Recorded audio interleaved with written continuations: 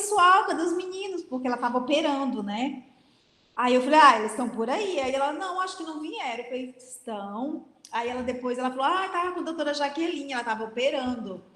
E aí ela ia colocar vocês em sala também. Mas assim, doutor Vinícius ou doutor Marcelo, quando eles foram operar, menino, vocês podem ir juntos, viu? Tá bom? A minha equipe, professora, a gente conseguiu dividir durante a tarde.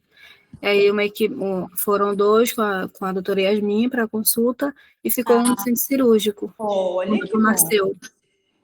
Boa, muito bom. Gente, aos pouquinhos, se vocês vão, assim, se encontrando e vendo, né, como é que é o trabalho, é como eu falei para vocês, tem dia que é tranquilo, tem dia que é bem corrido. No final do mês aí vocês vão estar rodando também comigo, tá bom? Com a nossa escala, porque eu fico mais ou no início ou no final, então vai dar para a gente acompanhar bastante. Vocês estão conseguindo ver o slide? Sim, professora. Que é a DIP, doença inflamatória pélvica. Sim, professora. Tá, vamos lá. Gente, eu vou ser bem sucinta, porque foi uma das doenças, né, que eu queria falar um pouquinho sobre a DIP. A DIP, tá todo mundo aí, gente? Eu nem olhei. Quase? Eu acho que está quase todo mundo. Tá bom. Gente, então, eu vou conversando, mas não quero ficar falando sozinho. Quem quiser perguntar, pode perguntar, tá bom? Hoje a gente vou tentar, né? Afinal de contas, como é que tá o tempo de vocês? Vocês estão cansados? Estamos bem, professora. Estamos bem, eu acho. Tá tudo bem? Então bora falar. Se vocês estiverem cansados, a gente, entendeu? O que eu queria falar hoje? Eu queria falar sobre DIP, eu queria falar sobre o diagnóstico de gravidez.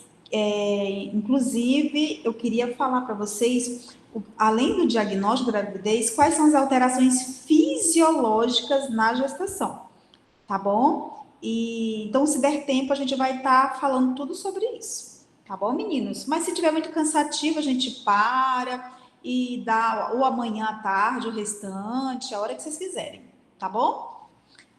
Enfim, vamos conversar. Gente, a DIP é uma doença inflamatória pélvica, tá? Que vocês vão encontrar muito também no dia a dia de vocês, como clínico ou como especialistas, enfim, como cirurgião, vocês vão ver muito sobre a DIP, tá bom? E vocês precisam de saber identificar o que é uma doença inflamatória pélvica. A doença inflamatória pélvica, gente, o nome já diz, é uma doença que envolve, né, algumas infecções que está relacionada às ISTs. Então, por isso que eu coloquei. Semana passada, a gente falou sobre as doenças sexualmente transmissíveis. E aqui, o que elas causam? Elas causam só condilomas? Elas causam só verrugas? O que elas causam? Ela causa também uma doença inflamatória pélvica, no qual ela causada, na verdade, ela é polimicrobiana, que vai lá desde o trato genital superior, que vai se originando, ali vai se estendendo, na verdade, né, para o foco uretral, vaginal e cervical, tá bom? Eu coloquei essa foto aí, porque assim, essa parte da anatomia, vocês vão ver o quê? Que começa aí, né, a vagina, ela começa a se estender, então vocês vão ver que quando a doença, ela está no determinado local desses, nós vamos dar um nome para isso, tá bom? Quando é que ela está ali no útero? Quando ela está no ovário? Quando ela está na trompa? Como é que nós chamamos? Então, a gente vai falar um pouquinho mais lá na frente. Então, ela é polimicrobiana, tá bom? E que está relacionada ao quê? Ao ato sexual, né? Então, e o que envolve? Bom, a maioria dos casos, ele é subclínico, mas que com o passar do tempo, a paciente ela começa a ter alguns sintomas, alguns sinais e sintomas. Então, a maior prevalência são as mulheres, principalmente de 15 a 24 anos. Ou seja, no momento que elas estão na atividade sexual ativa. E a quantidade de casos que pode levar à morbidade, gente, é considerada em torno de 4, elas são pode levar um quadro até de mulheres que podem morrer por causa da DIP. Elas podem se estender ali, se agravar e entrar num quadro de sepse e morrer, tá bom? Então, por isso que eu falei, olha, quem for cirurgião, quem for, né, clínico geral, quem for aí, quem for, né, ginecologista, então vocês vão estar também entendendo aí um pouquinho sobre essa doença. Por isso que é importante identificar, tá bom? Gente, outra coisa, o quadro prevalência de gravidez ectópica é de 15%. Tá bom? E leva um quadro, inclusive, de infertilidade, levando um quadro de obstrução tubária. Essa obstrução tubária, gente, é muito clássica, por quê? Porque quando você observa muito, quando essas mulheres falam, doutor, eu tenho dor pélvica, e eu tô tentando, doutor, engravidar, sei lá, tem tantos anos, né? E quando você faz um exame, que é a esterossalpingografia, você vai ver que tem um comprometimento das tubas uterinas. E você vai fazer exames, você vai ver nada mais do que um corrimento, né? Que a gente vai estar identificando também lá na frente, que eu vou estar mostrando para vocês. Então, um corrimento abundante, com mau cheiro, com um quadro doloroso, e aí quando você trata, a paciente fica bem, né? Então, a transmissão, como eu falei para vocês, basicamente ela é via sexual, também está muito, essa transmissão está muito característica também devido ao quadro da flora vaginal. Então, aquelas pacientes que têm infecções de repetição ou mudança ali do pH da vagina, vamos dizer ali, as fissuras, né, que a gente conversou na semana passada.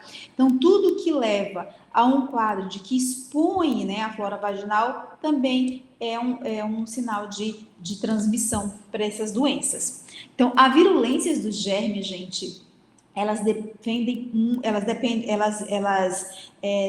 envolvem muito, como eu falei para vocês, a progressão da doença, aonde ela está localizada. Se ela está no endométrio, ela vai causar, como nós vamos dizer? Endometrite.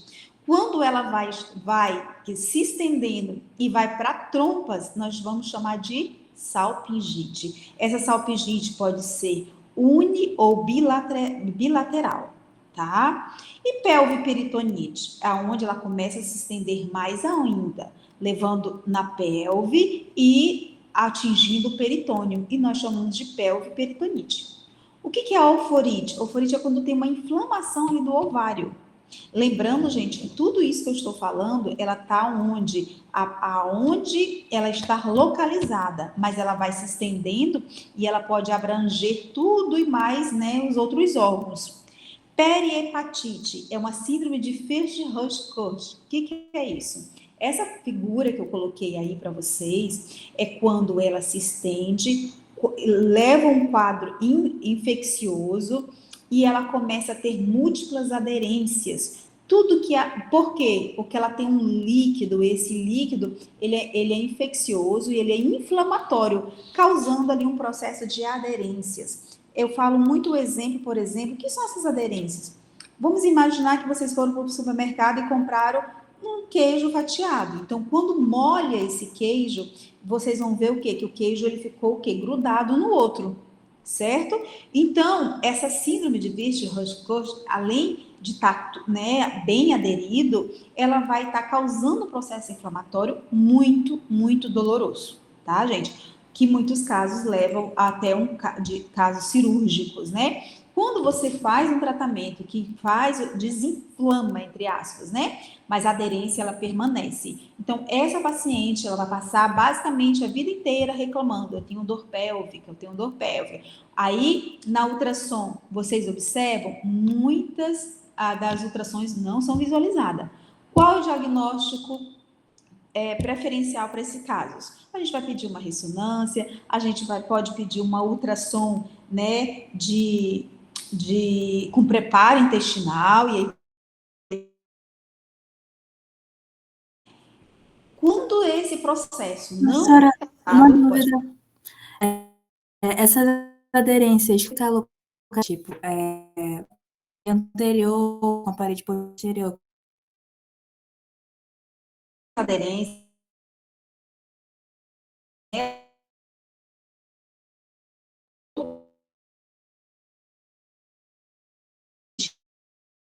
ela vai para ovário, trompas, vai pegar ali intestino e pode levar até um caso da parte ali da parte hepática, fígado. Então ele pode começar criar essas aderências. O que é mais, claro, isso não é tanto no nosso dia a dia. O que mais vocês vão encontrar, gente, no dia a dia de vocês, é mais abscesso tubo-ovariano, né? Ou de fundo de saco de Douglas, como eu falei para vocês, que é o local onde mais se começa.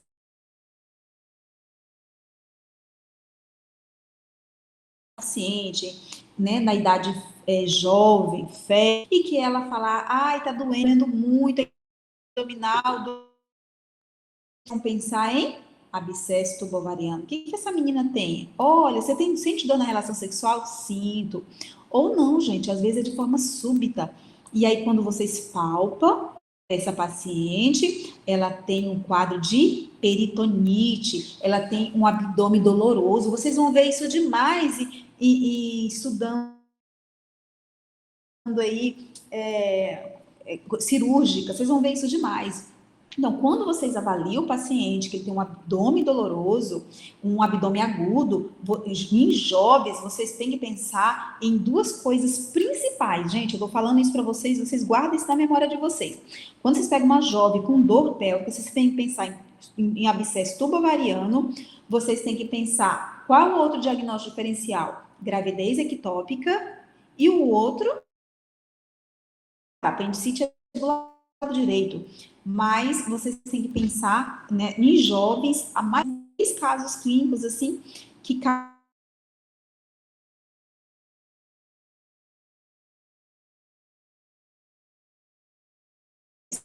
quem for aí cirurgião, vocês vão ver isso demais, tá bom? Quem quiser perguntar, pode perguntar. Professora, eu tenho uma dúvida.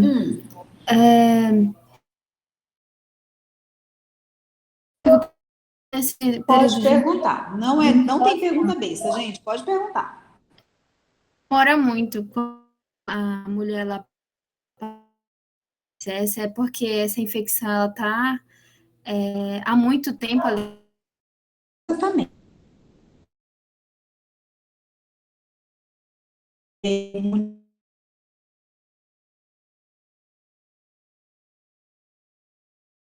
Ela teve uma relação sexual, às vezes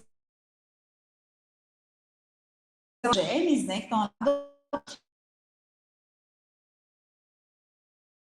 ela acaba desenvolvendo um abscesso tubovariano, tá? Relação sexual, às vezes ela lava o dia inteiro, aí eu fiz uma cara,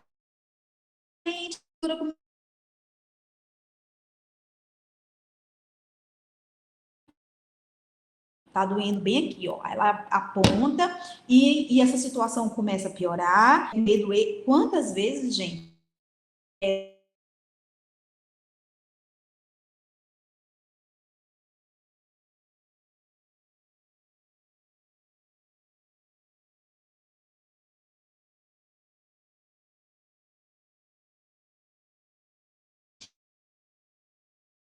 Ele dá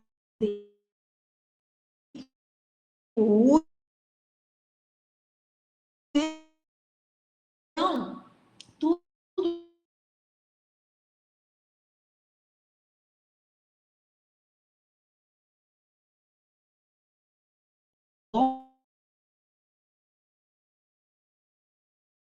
hoje que já estava instalado e que progrediu ali, né, se instalou. E quais são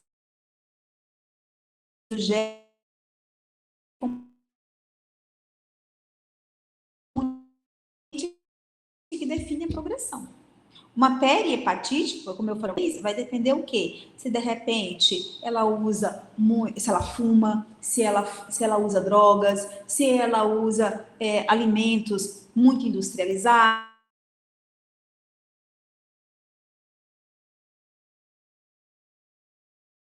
E ocorre principalmente, gente, principalmente pela Neisseria gonorreae e da Chlamydia trachomatis. Então, ela começa a se instalar e vai piorando o quadro. Mas as principais é a Neisseria e a Chlamydia. E aí, gente, eu coloquei. Ele faz uma ultrassom, ele visualiza ali. Olha aqui a setinha, gente. Vocês estão vendo do lado direito, aqui no D, essa setinha? Isso daqui, ela tá, além de ter esse um abscesso, gente, ela está, aqui está a trompa. Vocês estão vendo minha setinha? Conseguem Sim, ver? professora. Tá. Então, isso daqui é o útero, isso daqui é a trompa, direita e esquerda, e aqui tem um ovário, e esse ovário, ele tá com todo o processo inflamatório, chamado abscesso tubo-ovariano. Isso aqui tem pus aqui dentro. E aqui, ele já o quê? Ele já fistulizou, ele já saiu, né? Ele já tá com pus saindo aqui, ó, na região, aqui nessa figura letra E. Então, isso desenvolve em cerca de 15% das mulheres com salpingite. Então, primeiro começa um quadro ali inflamatório da trompa, vai descendo e ali ele se instala e evolui. Então, não é assim de um dia para o outro, né? Já estava ali instalado e ele achou uma oportunidade de desenvolver. E os patógenos, como eu falei para vocês. Então, é clamídia, o gonococo, o micoplasma e, casualmente, os tricomonas e os vírus, tá bom? E esses são os que mais realmente está instalado, né? Que são os mais transmissíveis. Que é a Professora, o micoplasma. eu estava lendo o livro, eu fiquei um pouco em dúvida, porque o livro também fala que é muito comum em mulheres com DIP, vaginose bacteriana, então eu fiquei sem entender. Também causa. Quando fala comum também, é basicamente a mesma coisa. É porque, lembra que eu falei para vocês que vários patógenos estão envolvidos na DIP? Várias deles pode estar envolvido? Entendeu? Deu para você entender? Consegui. Então, assim, não é por causa de uma situação. Isso aí acaba o quê? Mulheres, gente, por exemplo, transou com uma pessoa. Aí depois ela transa com outro cara. E ali ela pega outro, né? Quanto mais contágio, quanto mais parceiros sexualmente, mais ela vai adquirir o quê? Doenças. Homens, meninos, quanto mais vocês têm parceiras que não têm proteção, mais está exposto ao quê? Às doenças. Tá? Só que na mulher, gente, ela tá mais exposta. Por isso que ela é a que mais é o que mais tipo assim, é o que mais vai a ocorrência, né? Vai ocorrer mais nas mulheres, justamente por essa exposição. Mas os homens, eles ficam ali também, eles só estão o quê? Disseminando. E os patógenos, gente, eles podem ser aeróbios, anaeróbios facultativos, os anaeróbios e os principais, como eu falei para vocês. Essa tabela aí é importantíssima, né? Que são os germes sexualmente transmissíveis. Mas, é claro, tem os outros, como aeróbios, anaeróbios, enfim. Pode também levar tudo isso a uma doença inflamatória pélvica. As bactérias, como eu falei para vocês, a Neisseria e a Chlamydia, né? Ambas elas são as principais que vão estar envolvidas aí da DIP. Existem algumas bactérias, como o micoplasma, a Escherichia coli, por exemplo, mulheres que têm muita infecção urinária, quando elas, ali, né, a recorrência, e isso vai o quê? Diminuindo o sistema imune e pode levar a um quadro o quê? Infeccioso, tá? Essas podem também provocar DIP, né? Claro que são menos, tipo assim, infecção urinária, essas coisas, mas não é tão prevalente. Não é assim, tem infecção urinária, vai ter. Não, ela tem 15% dos casos pode levar, tá bom? E quais são os fatores de risco? Bom, gente, os fatores de risco a paciente já ter DIP, por exemplo, o que vem para mim em consultório, mulheres que, doutora, a senhora tratou o ano passado, e elas falam, tive DIP. a doença inflamatória. Doutora, estou novamente. Então, mulheres que já tiveram, elas podem ter um fator de risco maior. Será por quê? Porque já são susceptíveis? Será que o parceiro ou elas estão sendo, né, realmente ali, fizeram o tratamento correto, ou estão tendo contato novamente com o parceiro ou com os parceiros? Tá bom? Então, gente, cuidado com os ex-amores, né? Isso é muito perigoso. Então, principalmente, idades, as mulheres, né, na faixa da idade entre 15, 24, 25 anos, que estão na fase vida sexual ativa, hábito de ter relações, né, sem camisinha, como eu falei para vocês, a infidelidade, né, entre o casal, já ter, né, uma doença sexualmente transmissível, hábito de fazer, por exemplo, ducha vaginal. Eu me lavo demais. Nossa, eu sou super higiênica e eu lavo toda vez que eu vou tomar banho, eu passo a ducha vaginal. Meninas, cuidado. Muita ducha vaginal vai tirar o quê? A proteção da vagina. Claro que também não vai fazer uma limpezinha, né, ali, né, uma higiene adequada, mas não ficar tirando muita proteção da vagina. Os ginecologistas, por isso que vocês veem, tem ginecologista que fala que não é nem para passar sabão, pelo amor de Deus, né, gente? Então, se vocês verem isso no Instagram, pelo amor de Deus, são alguns ginecologistas querendo ibope, chamar atenção, tá? Mas, por favor, então, não existe isso, só lavar com água, tá? Mas também o excesso de higiene ali, com ducha vaginal, tem que ter muito cuidado. Uma coisa importante, gente, o DIU. O DIU é um dispositivo intrauterino que hoje, né, aí as mulheres usam até demais.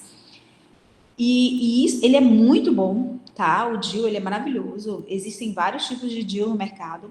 Só que ele, gente, ele pode levar um quadro de infecção, porque ele é um corpo estranho que lá está na região intrauterina, e principalmente nas 3 primeiras semanas é o que mais pode desencadear um quadro de infecção pélvica. Por quê? Porque o útero ele está em adaptação. Então, esse momento é o que é mais perigoso.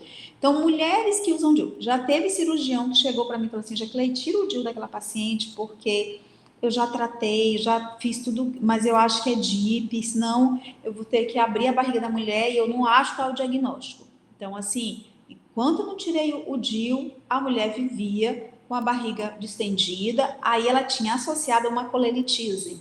E ela falava que era colelictise, e o cirurgião falava, não é a colelictise, seu caso é outra coisa. Aí até que eu tive que ir lá e tirar o DIU, e aí a paciente ficou boa. Tá? E fez todo o tratamento, estava internada, inclusive no HGA, e aí, passou mais de 15 dias até ela melhorar. Então, imagina, gente, o paciente está com quadro infeccioso, ainda tem ali um dispositivo, que é um corpo estranho, isso pode piorar. Então, se a paciente tratou, não melhorou, usa DIU e não melhora, às vezes é importante tirar.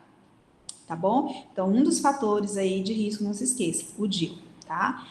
E aí eu vi o quadro clínico, gente. O quadro clínico é o que vocês precisam mais tipo assim, entender. O paciente vai chegar com vocês, ela vai sentir uma dor no baixo ventre, na região lombosacral. Os sintomas, gente, ela vai ter sintomas geniturinários. Ela vai ter corrimento, ela pode ter, né, sangramento vaginal, dispareunia, que é a dor na relação sexual, disúria, que é a ardência ali no canal da uretra,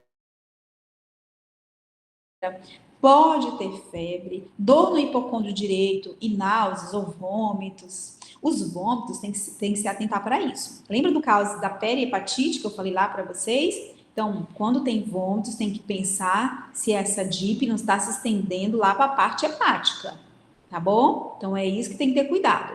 E outra coisa, temperatura. Se ela está tendo febre, vocês também têm que ter atenção para isso. Mas o principal básico mesmo, ela vai falar que tem dor pélvica e dor na relação sexual e também um pouquinho de ardência ao urinar.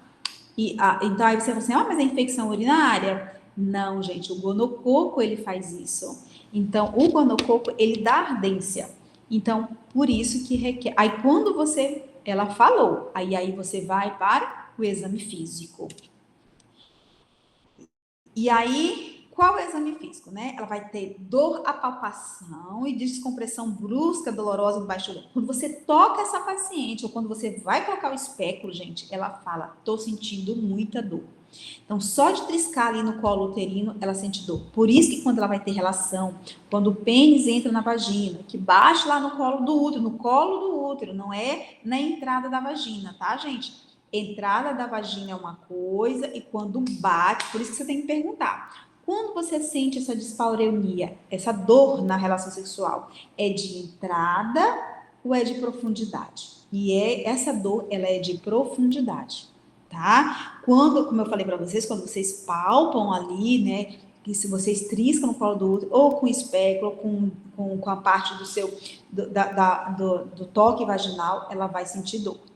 Quando você faz o toque, quando você aperta ali a parte anexial, direita ou esquerda, né, que está no local dos ovários, ela sente dor, vocês têm que pensar se de repente ela tem um abscesso tubovariano, tá bom? E aí, gente, nas mulheres mais magrinhas, às vezes vão observar, pode observar um abalamento ali na região, né, que pode ter um abscesso pélvico. Esse abalamento pode ser sangue, esse abaulamento pode ser pus, tá bom? E aí, quando vocês passam o espéculo, vai ter um canal cervical, o quê? Um corrimento branco, pode ser amarelado, ou, de repente, pode estar com um sangramento induzido. O que é esse sangramento induzido? Gente, o colo uterino tá tão frágil, tão assim, sensível, que quando você coloca o espéculo, ele sangra. Então, assim, gente, e tudo que eu tô falando para vocês não é exatamente que vai ser tudo desse jeito. Não, às vezes a paciente, ela só tem uma dor na relação sexual. Ah, eu tô com corrimento, mas é um corrimento que tem época que tá um pouquinho mais forte, tem outros não. Então, quando você vai investigar, é um início de GIP. Quando ela está com um quadro mais insidioso, que a situação começa a piorar, aí é onde ela pode ter um excesso de uma dor pélvica, ela tem muito corrimento, ela não consegue nem ter relação sexual, ela pode ter febre ou ficar com o corpo febril. Então, assim, depende muito do início do estágio daquela doença, tá bom? Então, o diagnóstico, vocês é um colo hiperemiado, né? Vai estar bem hiperemiado, pode estar sangrante, e o aspecto, quando você coloca ali, está saindo uma secreção purulenta ou sanguinolenta ali do orifício externo, tá bom? E aí você já matou a charada aí já 80%. E aí o que vocês vão fazer? O diagnóstico. Vocês vão pedir hemograma para quê, doutora? Então, hemograma, gente, é para ver a gravidade do quadro. Vai que essa mulher esteja aí com um quadro aí de início de sepse, né? E aí, ela tem disúria. Você vai descartar o quê? Uma infecção urinária, uma possível infecção. Vai colocar com uma infecção urinária também? Outra coisa, lembra que eu falei para vocês do diagnóstico diferencial da gravidez ectópica? Por isso que vocês vão estar pedindo um beta-HCG. E a cultura? A cultura, gente, é quando você quer fazer mais ciência ainda. Você vai lá no orifício externo, vai coletar aquela secreção purulenta e vai para a cultura para saber o quê? Quais são os germes mais resistentes. De repente você trata e a mulher não melhora. E aí você vai fazer uma cultura, né, para saber o que ela tem. A citologia vaginal é importante. O que é a citologia? É o preventivo. Ela vai apresentar DIP? Vai. Como assim, doutora? Lembra que eu falei para vocês da Gardnerella? Lembra que eu falei para vocês de algumas doenças que pode aparecer ali no preventivo? Então, por isso que também ele vai... E aí você pergunta, tá sentindo dor na relação sexual?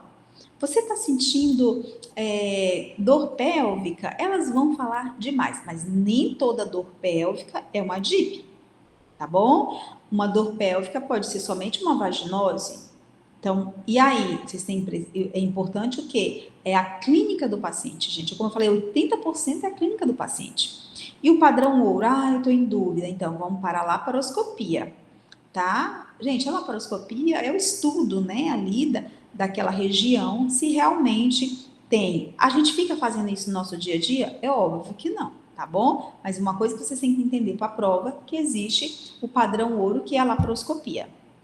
E aí vocês vêm para o exame de imagem. Lembra que eu falei da ressonância, da ultrassom pélvica ou transvaginal, né? A ultrassom pélvica, gente, não é tão boa. Transvaginal, ressonância, essas sim são as melhores, tá bom? E os critérios diagnósticos, existem critérios, como eu falei para vocês, são os maiores, os menores. Aqueles, quais são os menores? É aquele que você tem uma suspeita básica e os critérios maiores. E eita, o negócio está complicado. Eu vou internar ou não essa paciente? Vocês estão lá no postinho, ela só fala que tem dor pélvica, dor na relação sexual. Quando vem o preventivo, você vê que ela tem uma bactéria e você, só de triscar na barriga dela, ela já dá um pulo.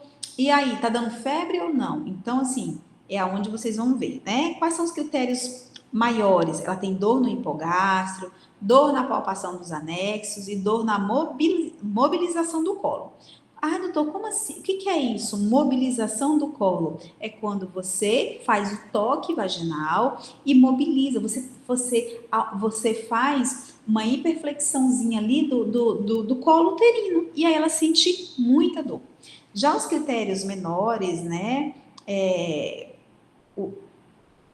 Acho que eu troquei aí, gente. Critérios maiores e menores. Já os critérios maiores, tá trocado.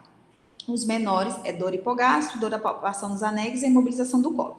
Os maiores é quando ela tem febre, ou ela tá se sentindo febril, quando ela tem o quê? Secreção vaginal, de repente ela tem uma massa pélvica, né? Suspeita ali de um abscesso tubovariano, o exame tem leucocitose, e aí você vai ver que o PCR, o VHS dela tá elevado, ou seja, quando ela tem um critério de diagnóstico laboratorial, ou por, né, clamídia, o gonococo, ela fez o exame, né, a cultura e deu, ou porque o hemograma, a parte do laboratório ali dela está alterado. E quais são os critérios elaborados? Os elaborados, gente, é aqueles que envolvem o quê? Outros órgãos, né? Os elaborados, quando ela pode ter uma endometrite, quando tem um abscesso, quando elaborados quando você foi fazer uma cirurgia e viu que era também uma outra, né? Além de você fazer uma cirurgia, você viu que ela tinha DIP. Então, tudo isso aí são critérios elaborados que você vai diagnosticar ali no momento da cirurgia, tá bom? E o tratamento?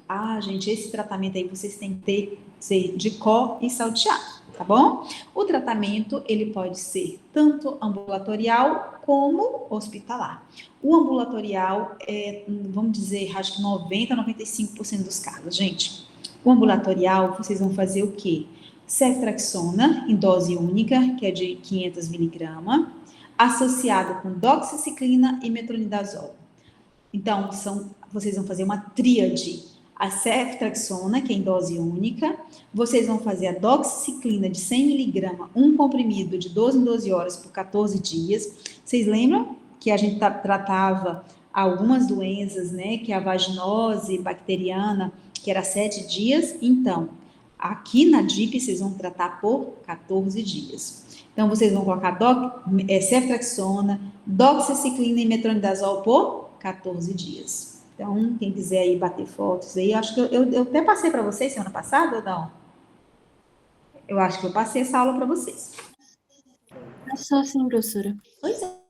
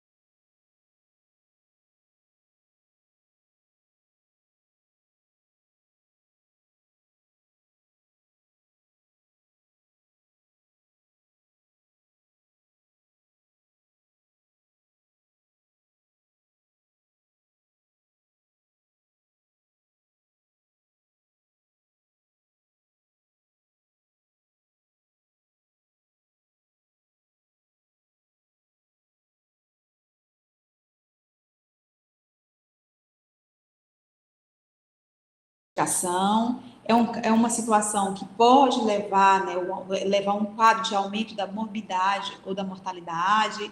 Como eu falei no início da aula, pode levar a um quadro de infertilidade, um quadro de gravidez ectópica, uma dor pélvica crônica que você trata e a paciente nunca melhora, levando um quadro de hospitalização. E aí, como eu falei para vocês, muitos casos fazer uma cirurgia, intervenção cirúrgica. Qual é a intervenção cirúrgica? Gente, às vezes esse útero, esse ovário, essa trompa está tão comprometido, gente, que tem que levar um quadro de esterectomia.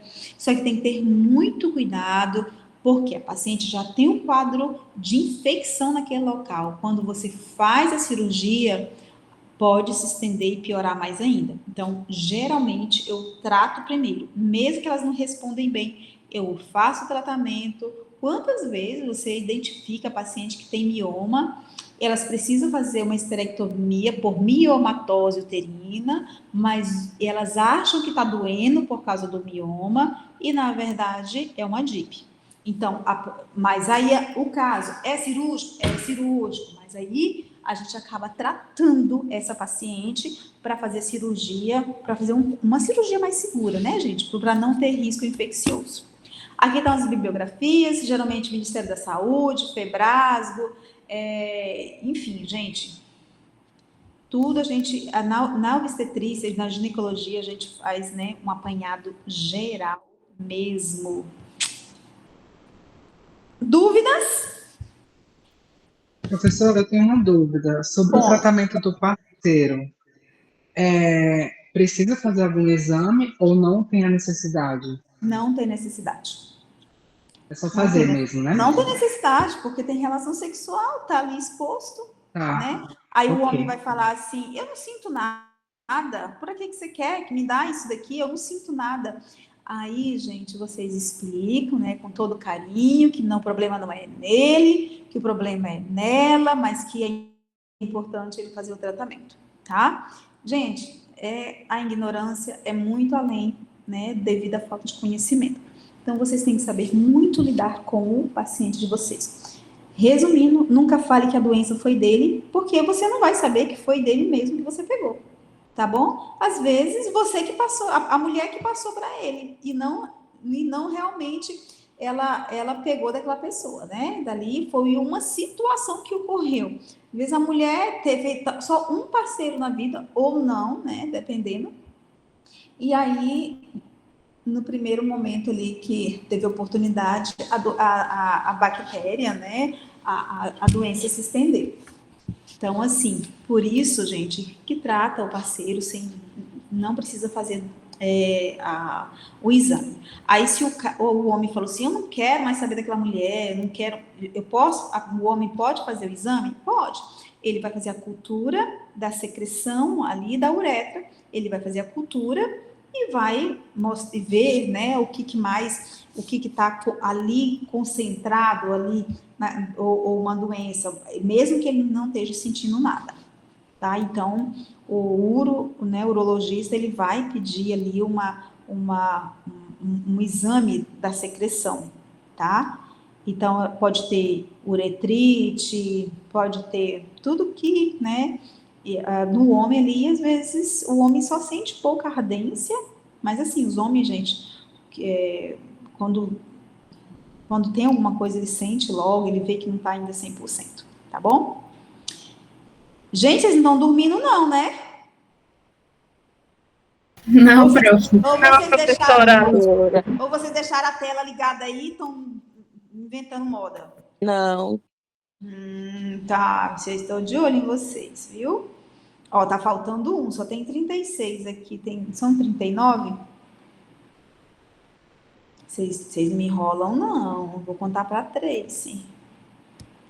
Gente, vamos lá. Olha, quem quer ginecologia aí? Alguém Eu quer? quero. Só tem uma no grupo, né, gente? Eu quero também, professora. Ó, pronto. Já vamos fazer. Mas eu posso mudar de ideia a qualquer momento. Então não vale.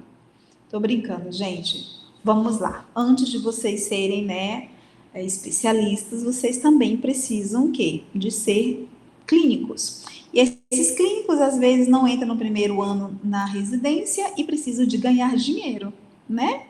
E esse ganhar dinheiro a gente tem que, né, que acompanhar e ir para postinho, ou tá ali numa emergência, enfim. E aí vocês chegam a paciente com vocês e vocês precisam o quê?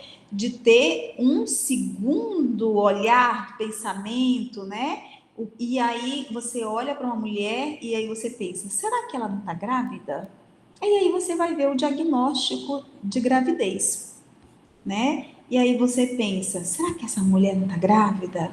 Aí ela fala, não, doutor, eu não engravido mais não, tem 18 anos. Gente, eu já recebi. 18 anos, doutora, que eu nunca engravidei. Aí você, 18 anos que você está casada com ele. Doutora, 18 anos. E aí, gente, quando você vai fazer o diagnóstico, você percebe o quê? Que ela está grávida. Como é que você vai dar esse diagnóstico da gravidez? Gente, o diagnóstico, ele é clínico, ele pode ser clínico, ali, que você, né? Pode ser, ter sinais de probabilidade e os sinais de... Vou mostrar para vocês. O diagnóstico, ele pode ser clínico, ele pode ser de probabilidade e pode ser também pela forma que examina sinais que você vai examinar a paciente e vai suspeitar que ela está grávida. E qual é o diagnóstico clínico? Gente, existe... O que é esse diagnóstico clínico? Quando você, como médico, você tem suspeita. São queixas sugestivas e não diagnósticas, o próprio nome. Por exemplo, a amenorreia, né? Ai, doutora, minha menstruação está atrasada. Então, é o principal sintoma. Quando também está associado náuseas, vômitos, né? Quando ela começa a ir muito no banheiro, que é a polaciúria, aí ela começa a ter dor nas mamas, que é a mastalgia, ou de repente o engurgitamento mamário, alteração ali no paladar, ela fala assim, nossa, será que eu tenho? A comida não tá gostosa, tá fedendo, ela fala que tá fedendo a comida. E aí, quem foi mãe, gente? Eu nunca fui mãe. Mas algumas aí, se alguém foi mãe, eu não sei, mas é muito clássico isso no dia a dia, quando você vai conversar com a paciente, principalmente ali no primeiro trimestre. Ela vai falar, eu tô muito nauseada, tudo para mim tá com mau cheiro, ela tem fadiga, sonolência, irritabilidade emocional, ela tem oscilação, né, ali de humor, que ela não sabe se chora, se tá feliz, e aí de repente ela acha, eu tô estranha. Isso daí, gente, é suspeita de gravidez. Então, todos esses sinais de mudança no corpo, né, da mulher, tudo isso são suspeitas de gravidez. Por isso que os mais velhos, né, com algumas histórias aí que vocês vão, né, principalmente as mulheres que fofoca bastante, né, com a amiga, com a tia, com a avó, vai falar assim, eu falei logo, tá grávida, né? O povo antigo não falava logo assim? Então, gente, devido ao quê? Essa suspeita, né? Tudo que era sugestivo. E tem os sinais de probabilidade. Quais são os sinais de probabilidade, gente? Aí, já quando as semanas começaram a passar, ela tem o aumento do volume uterino. E quando ele aumenta, você faz o toque, que é o sinal de Gooden, é o amolecimento do colo uterino. Quando você faz o toque meio amolecido, isso aí também é uma probabilidade da mulher estar grávida. O amolecimento do istmo uterino, que é o sinal de Egma, é muito parecido com isso, gente. Tudo é a mesma manobra. Então, quando você palpa lá e está amolecido, sim, é um sinal de probabilidade, tá bom? E aí, existe também o sinal de probabilidade quando você vai examinar o paciente, quando você olha o mamilo, né? E existe uma cianose da mucosa, pode ser tanto vaginal como do mamilo, tá, gente?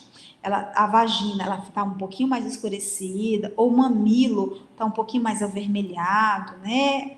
E isso chama atenção, que é o sinal de Kladewick. Gente, eu não sei falar esse nome, mas é o sinal de Kladewick. Tudo na obstetrícia, na ginecologia, alguém inventou. É o sinal de fulano. Ele que descobriu e aí ele vai colocar o nome dele. A gente até brinca. Então, essa cianose, né, da mucosa é bem característico. A mulher, ela tem um pouco como se fosse, ela tem um aumento da temperatura basal corporal, em torno de 37,5, tá? Então, ela tá um pouquinho ali, o aumento da temperatura. Quando a gravidez vai se estendendo, ela pode ter presença de colostro, aumento da pigmentação mamária. O que é o colostro? Ela aperta, além de estar dolorido, pode sair uma secreçãozinha.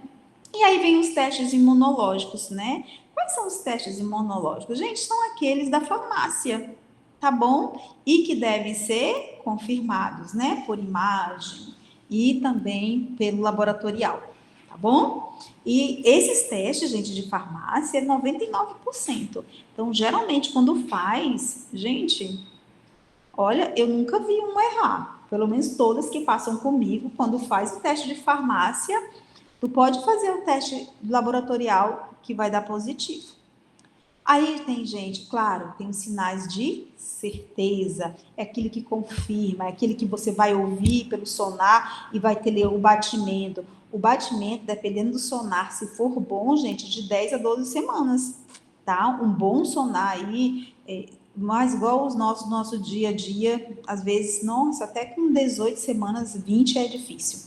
Outra coisa, às vezes depende muito da quantidade de tecido adiposo, né? Às vezes a paciente é muito obesa, então dá muita dificuldade. Mas dessas magrinhas, gente, de 10 a 12 semanas, você vai conseguir, tá? Geralmente ali a parte infraumbilical, ou do lado direito, ou no meio, ou você vai acabar ouvindo, tá? Outra coisa, elas vão falar assim, eu sinto um movimento. Esse movimento, gente, abaixo de 18 semanas, elas vão sentir tipo tremores, mas com movimentozinhos já bem leve, elas vão sentir de 18 a 20 semanas, tá bom? Isso que eu tô falando, gente, são coisas atualizadas já de 2023 para cá, tá? Então, alguns livros aí anterior, não fala que é de 10 a 12, vai ser de 12 para 14. Por quê? Porque não tinha sonares, esse sonar Doppler um pouco mais sofisticado. Hoje não, nós já temos aí de 10 a 12 semanas. Acho que daqui a um tempo a gente vai conseguir melhor. E aí, claro, gente, você faz a ultrassom e aí visualiza o embrião. Qual é a ultrassom abaixo de 12 semanas que eu vou solicitar? Qual é o tipo de ultrassom, gente? Chegou para vocês uma paciente? É a transvaginal? Muito bem. Porque não é a obstétrica, não. A obstétrica, gente, é a partir de 12 semanas. Menor que 12 semanas, vocês não vão pagar esse mico, pelo amor de Deus. É transvaginal, tá bom? E aí vem o diagnóstico que? Laboratorial, né? Que é o HCG, que é o hormônio gonadotrofina coriônica humana, que é o HCG. Ele é produzido pelo sindiciotrofoblasto após a nidação. E ele é detectável, gente, olha que legal, no sangue e na urina, em torno de 8 a 10 dias após a ovulação. Alguns livros vocês vão ver que é a partir de 10, mas não, tá? Já existem, né? Pode ter alguns casos, né, parte do laboratório que são muito bons, que a partir de 8 a 10 dias após a ovulação já pode dar positivo. Olha que legal. Então, dobra aproximadamente a cada 48 horas nas 6 primeiras semanas. Então, nas 3 primeiras semanas, gente, isso vai dobrando. A cada 24 horas, esse HCG, ele vai dobrando. Ele tem um pico por volta da 10ª semana de gestacional e depois ele declina e aí estabiliza, tá? E aí os testes, né? Pode ser os testes qualitativo e o quantitativo. Quais são o qualitativo? É aquele que o HCG, quando ele é positivo ou quando é negativo. E quando ele é quantitativo, gente, vocês vão pedir quantitativo, ele é muito útil na gestação ectópica. Por exemplo, a paciente fez o qualitativo e deu positivo. E aí você não viu o embrião lá no útero dela. Aí você, oxe, será que essa mulher está grávida ou não está grávida? Aí você vai pedir um teste quantitativo. Ele vai quantificar a quantidade de HCG ali no sangue. E aí, sim, você vai acompanhando por ultrassom para ver se ela não está evoluindo para uma gestação ectópica, tá bom? Outros casos que vocês vão estar pedindo muito é em suspeita de mola hidatiforme, porque a mola, ela pode levar a um quadro quê? De câncer, de doença um pouco mais elevado, né? Então, você vai ver se de repente ele está aumentando esse beta ou ele está diminuindo. Então, isso serve, o quantitativo ele é mais específico para esses casos, tá bom, gente? E aí vem o valores de referência. Então, a média, né? Quais são as de semanas de gestação? Ah, tem 3, tem 4, tem 5 semanas, tem 6 semanas. Gente, o HCG, como eu falei para vocês, ele vai duplicando, vai triplicando a cada 48 horas. Para vocês terem ideia, olha, de 3 semanas, ele vai de 5 a 50, de 4, em torno de 50 a 500. Quando de 5 semanas, de 500 a 5 mil. E quando é 6 semanas, gente, pode levar até 50 mil. Tá? O valor de referência. Aí você vai falar, essa tá grávida, agora tá grávida. Por quê? Porque o beta-HCG vai estar nas alturas. Tá bom, gente? E é óbvio, né, gente, o diagnóstico por imagem, como eu falei para vocês, a transvaginal, ela pode ser transabdominal? Pode, gente, mas ela não é a melhor. Mas a melhor é a transvaginal. Já vai ser visível em torno de 4 a 5 semanas, tá bom? Mas pode falar. Professora, a gente atendeu um paciente no PIESC, na UBS, ela tinha 46 anos, segundo ela, não estava fazendo uso de anticoncepcional, e ela estava com um HCG positivo, né? E só que ela falou que esporádica, e ela estava há 18 anos, foi o último filho dela, né? Nossa, aí, então pronto, 18 anos, agora eu falei para vocês. Pois é, aí, inclusive conversando com a professora, né, com a professora que estava aprendendo a gente, ela até falou, né, que tem outras possibilidades de aumento de HCG, mas assim, a gente ficou na dúvida com como a gente deve suceder numa situação dessa, nesse primeiro atendimento. Pelo menos eu fiquei assim, sabe? Sim, é uma paciente idosa. Então, se é uma paciente idosa, gente, vocês vão o quê? Tem que pedir uma ultrassom. E vocês podem acompanhar pelo beta quantitativo semanal, para vocês verem se essa gravidez está evoluindo ou não. Vocês vão pedir, deu beta positivo, beleza. Viu na ultrassom? Não viu na ultrassom. Porque, gente, ela pode estar com uma gravidez incipiente, tá? Ou, de repente, o beta-HCG, ele não está aumentando. Ela engravidou, mas, de repente, ela pode perder. E aí você pode pensar ali, como eu falei para vocês, pedir o beta quantitativo para ver se a gravidez está evoluindo ou não. Tá bom? Aí você pode fazer isso. Aí você olha, então, para a gente ter certeza, a gente vai pedir uma ultrassom transvaginal. Claro, gente, tem uns aparelhos muito bons hoje, que dentro de 4 a 5 semanas vocês vão conseguir ver. Porém, a maioria não vão ver, tá? Vocês vão ver o melhor mesmo com 8 semanas.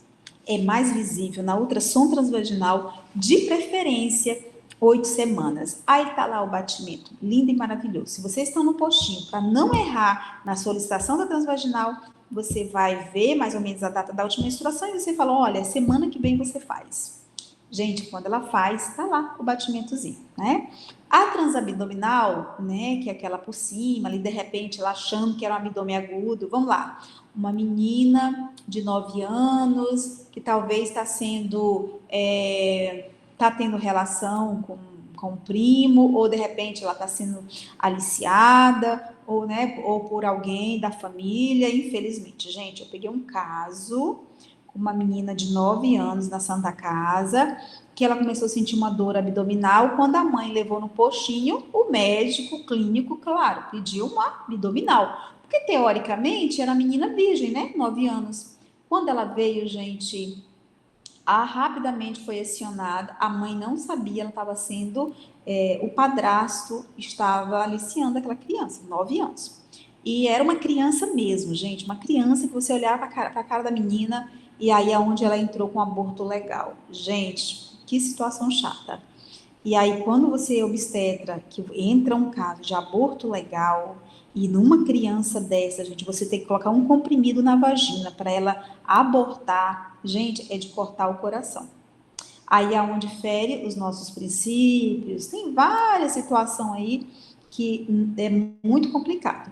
Mas no caso, voltando, se você é clínico, você vai pedir, né, claro, uma transvaginal se a mulher tem. Outra coisa, gente, importante, pergunte na dúvida. Então, você teve relação sexual? Gente, tem mulher que teve uma vez relação sexual. Teve paciente que já falou assim, doutora, não, a penetração não entrou o pênis todo, porque eu senti muita dor e eu fechava a perna. Esses dias eu tive um caso assim. Ela falou assim, doutora, eu não conseguia. Quando vê, gente, a menina estava grávida. Como é que eu vou fazer uma transvaginal que às vezes nem entra o transdutor? Então eu posso fazer transabdominal, tá bom? E aí confirma o diagnóstico ali, né? Número de embriões, vitalidade, se tem batimento, se não tem, tudo isso. Aí é onde, ali é o primeiro diagnóstico, pelo ultrassom, tá bom, gente? E aí, aqui são as referências, na Febrasgo, gente, a Febrasgo aqui é uma escola de medicina que pega todos os protocolos assistenciais, então a gente acaba usando também, Ministério da Saúde, o Williams, né, da obstetrícia ali, o Resende, enfim, tudo a gente acaba usando. Então, vocês vão ver muitas essas referências bibliográficas aqui nos meus slides, tá bom? Mas assim, gente, para questão de prova de residência para vocês, Ministério da Saúde. Questão de informação para o nosso dia a dia, Febrasgo, Resende. O Resende, gente, é o nosso pai, né?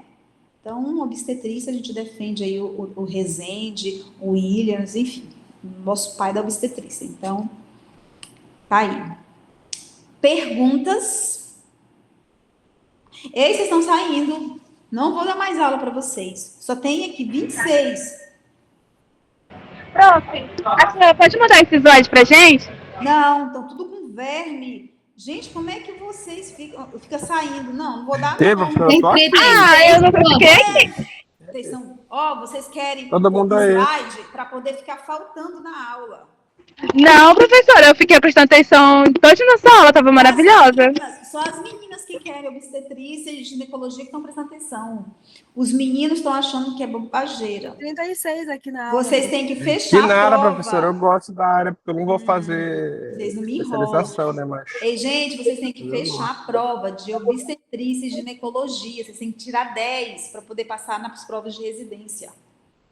Então, vocês são obrigados a me ouvirem. Vocês estão me enrolando. Vou contar para a professora 3. Vou dar tudo ponto negativo para vocês. Vocês querem essa aula? Eu passo para vocês, não tem problema não. Depois, Matheus, tu pede aí para mim, tá? Ou Matheus não, né, o responsável de vocês? Leonardo. Professora. O Leonardo fica me enrolando. Leonardo, gente, ele some. Tô brincando. Nem brinca comigo, prof. Tô brincando, gente. Coitado do Leonardo. Quando eu vou ver as mensagens dele, já tem não sei quanto tempo. Não, mas eu até falei pro Leonardo, não repara não, porque é correria mesmo. Gente, bora dar mais aula? Vamos para mais aula? Ou vocês estão com sono? Professora, Aí, gente, deixa eu falar aí, pra tá vocês. bom. Melhor. Como é que é o tempo de vocês amanhã? À tarde? 1 horinha só. Amanhã nós temos aula de HMP, não vai ter PS, eu acho. E de tarde tá livre, mas tem alguns que tem monitoria, professora. Poxa, gente, 1 horinha só. Sabe por quê? Olha a aula. Por mim, já avança agora aqui. Olha aqui a aula que eu vou dar para Aqui tá. vocês. Ela tem Professora, 19. ela pode dar continuidade agora, dá tempo. Eu vou dar mais essa... difícil aí. Vocês querem que eu dê essa aula agora? Professora, por Mais mim, difícil. eu tô Pode, aqui. professora. Agora também. Fica à Então bora, vontade. então bora. Pode continuar, professora. Vamos, eu vou ser bem sucinta, tá bom?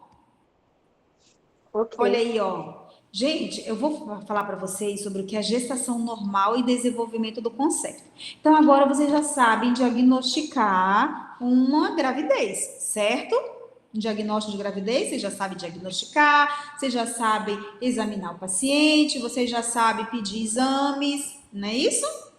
Então, vocês não vão passar mais vergonha. Aí, agora, vocês vão fazer o quê? Eu vou começar a fazer pré-natal. Só que o pré-natal de vocês, faz de conta que agora é o pré-natal de baixo risco, não é aquele de alto risco. Eu faço muito pré-natal de alto risco, gente. É uma coisa assim que eu gosto.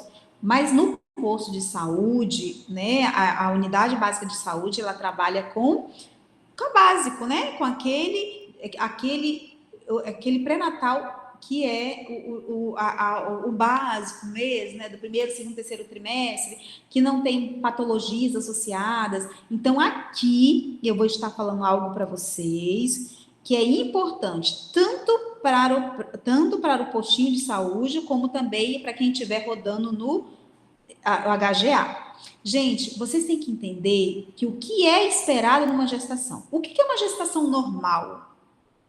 Tudo que ela fala, gente, ela chega. Porque eu estou sentindo dor. Porque eu estou vomitando. Porque a minha barriga dói. Porque eu estou sentindo isso. Ou estou sentindo aquilo. O que vocês vão entender? Meu Deus, a mulher está doente. Não, gente. É uma gestação normal. Aí vocês vão falar normal para a paciente, ela fica com raiva. Aí você vai falar assim, olha, tudo que você está sentindo é algo que é esperado na gestação e que é devido a isso, isso, isso. Agora, como é que vocês vão explicar depois que vocês ouvirem essa aula? Tá bom? Vocês vão entender que o ciclo gravídico, ele começa com a gestação, com o parto e termina no puerpério. Então, gente, é um episódio da vida da mulher que é muito lindo. Quando você vai... às vezes a gente olha e pensa só com a parte negativa, né? Mas não, gente, isso daqui é algo fisiológico. Tudo que eu vou falar para vocês, que parece, assim, às vezes, meu Deus, a gravidez é um bicho de sete cabeças. Não, gente, isso é algo esperado na gestação, devido ela está vivenciando um quadro fisiológico, tá? É algo esperado. Vamos lá. Às vezes, por isso que a gente, às vezes, vamos dizer, romantiza muito, né? Então, vocês têm que pensar assim, quando vocês vão vocês vão falar, vamos lá, quando vocês estão com sede, vocês não sentem vontade de beber água?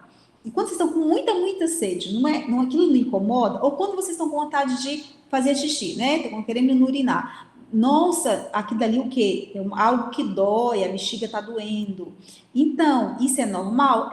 É algo fisiológico. E é isso que a gente vai ver no ciclo gravídico, tá, gente? Então, a gestação, gente, agora que vocês já sabem identificar, já sabem, né, dar o diagnóstico, isso é uma estimativa de 40% da gestação, elas vão ter o quê?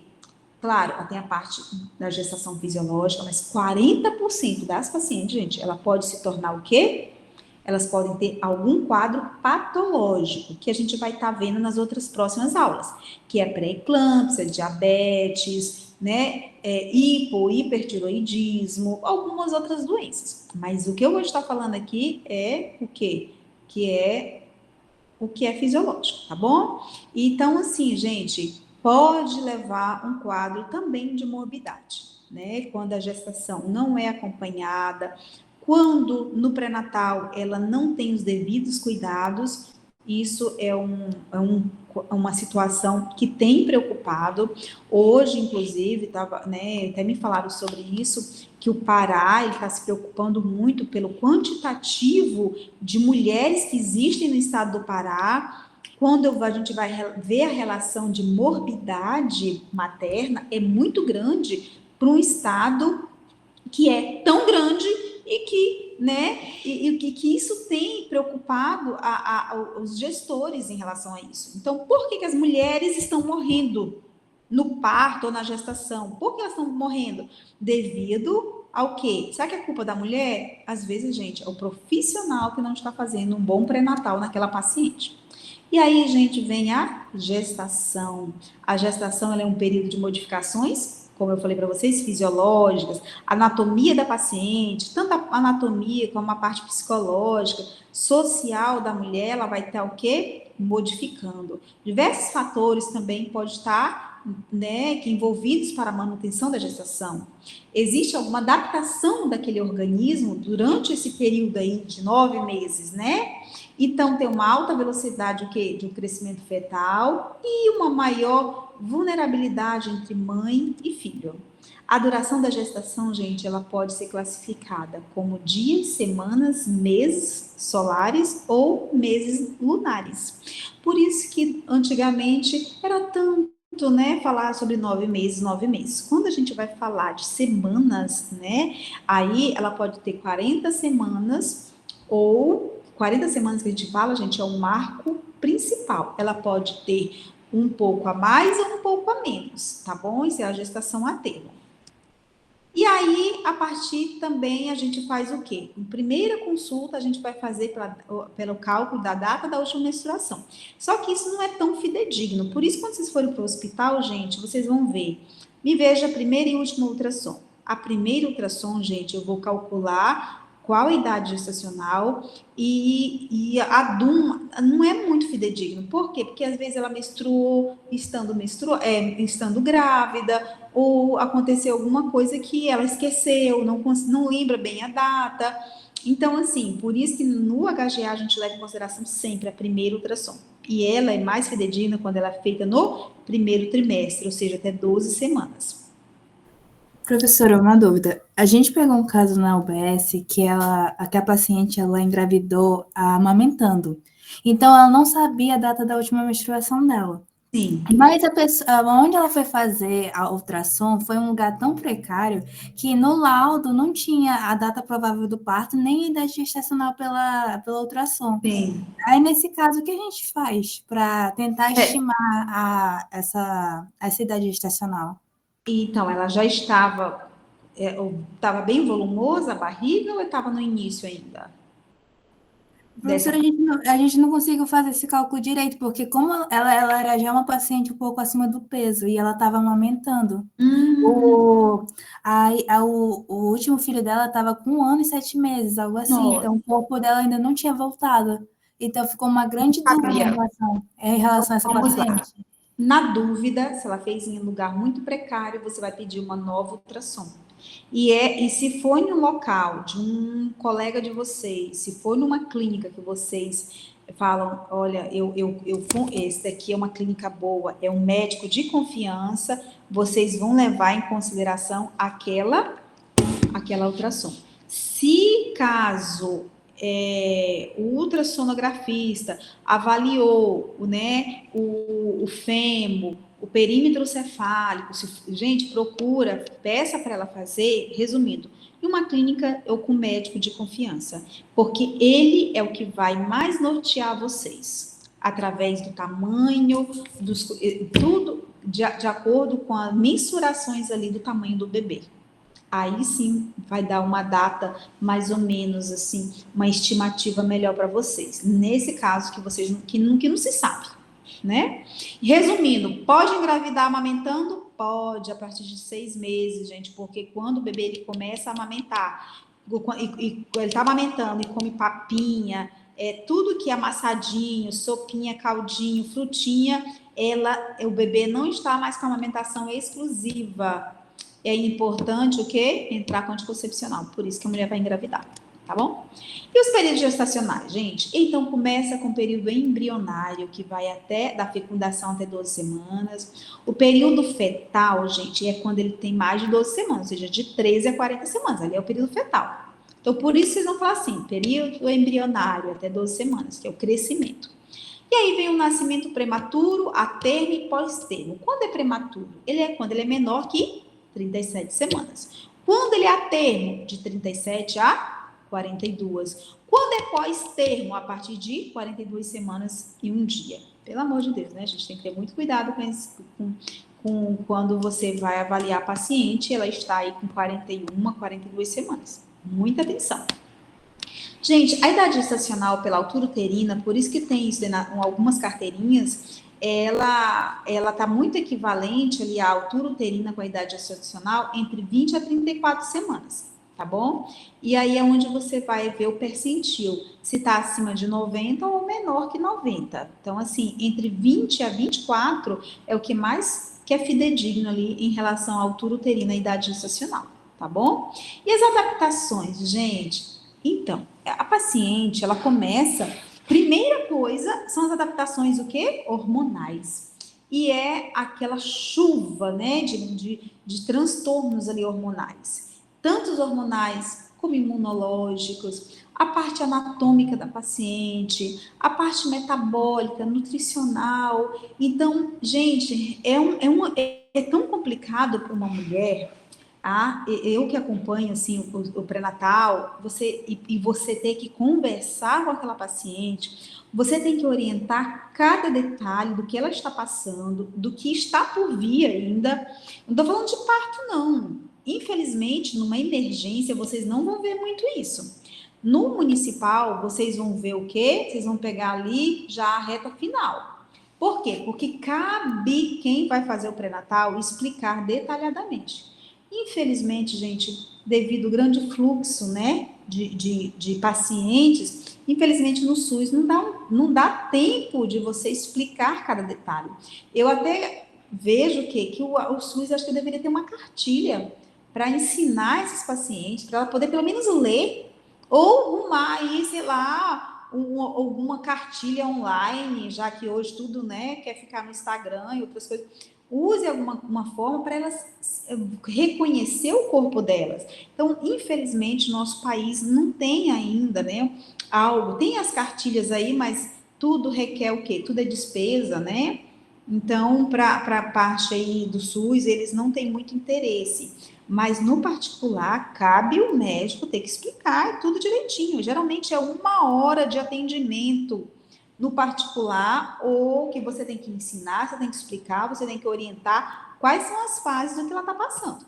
E essa aula é justamente isso.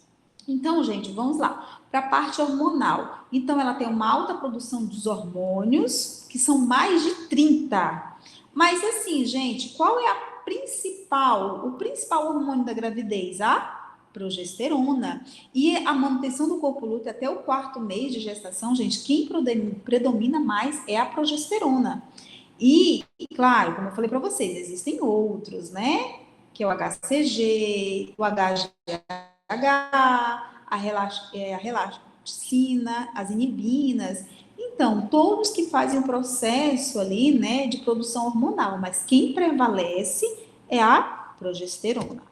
E as imunológicas, gente? A imunológica, gente, o sistema imunológico, ele protege células e ali ele vai entender como se fosse a gravidez como se fosse um corpo estranho e ele vai tentar o quê? Se adaptar com aquele, entre parênteses, corpo estranho, tá bom? E muitos casos a paciente, ela tem a queda imunológica, né? Ela sente ali muito vulnerável, às vezes ela pode gripar, ou algumas doenças que ela não